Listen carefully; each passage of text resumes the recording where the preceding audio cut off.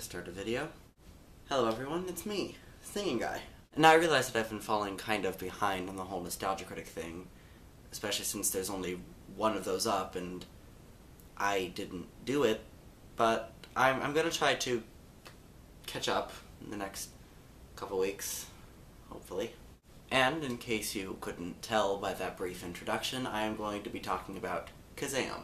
Now for those of you new to this channel, or if you just want a refresher as to what this is exactly, I'm going to be looking at this movie that has been reviewed by the Nostalgia Critic, and I'm going to give my own opinion on it. I am going to explain what I would do to make it better, and I am going to put a link to the Nostalgia Critic review itself down in the doobly-doo so that you can watch it, because it will be much more amusing than this. Incidentally, I'm sorry if I occasionally do this. This chair rocks back and forth and it's very distracting. It's the only thing good about this chair, otherwise it's just a really uncomfortable one. Hopefully I'll get a new chair this Saturday. I'm still doing it, aren't I? So Kazaam, in case you don't know, is a movie starring Shaquille O'Neal. Well, there's your problem. And this is the plot. Being a lone young boy in the hood is dangerous and unpleasant. This is what Max experiences when he fools a gang of local toughs who cornered him at school. The gang finds out that the key he gave them is of no value when committing a robbery, and they chase him through the streets of the neighborhood, bent on revenge. He tries to escape by slipping into the open door of an old warehouse, but they follow him there, too. While running from them through aisles filled with all kinds of stuff, he bumps into an old boombox. By doing that, he manages to release Kazaam, a genie who has been held captive for thousands of years. In order to stay free, Kazaam must give Max 3 wishes. First, my opinion on this movie. I didn't like it. Pretty simple, really. As I mentioned at the beginning, the biggest problem that this movie has is that it stars Shaquille O'Neal, who really cannot act. And while I find certain elements interesting, they don't necessarily explore it all that much, or it's just completely detracted by the fact that it stars Shaquille O'Neal.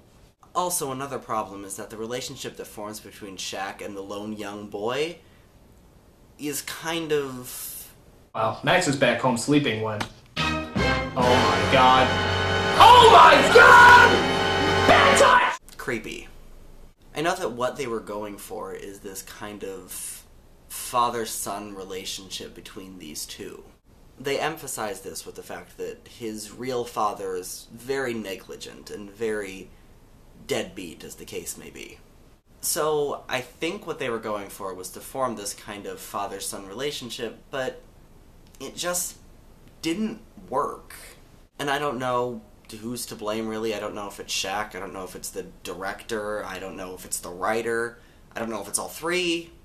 Whatever the case is, it just doesn't come off quite like I think they were expecting it to. So if I were to make an attempt to make this movie better, what would I do to change it?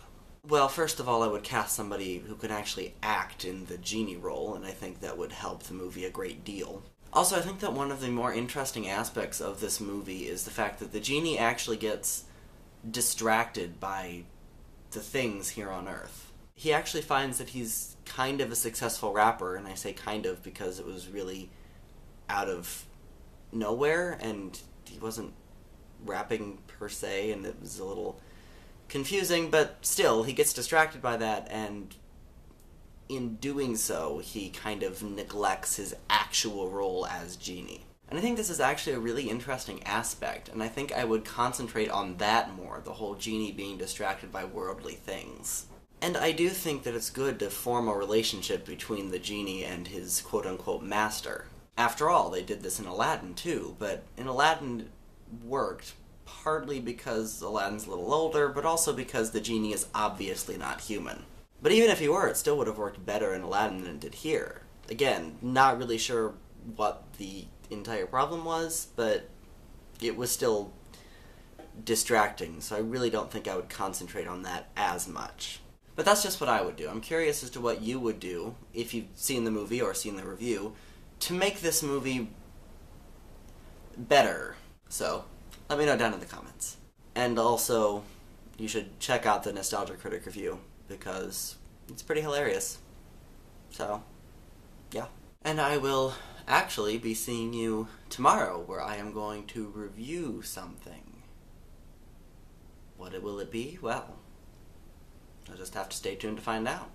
And remember, no matter what anybody tells you, you make sure to let your freak flag fly.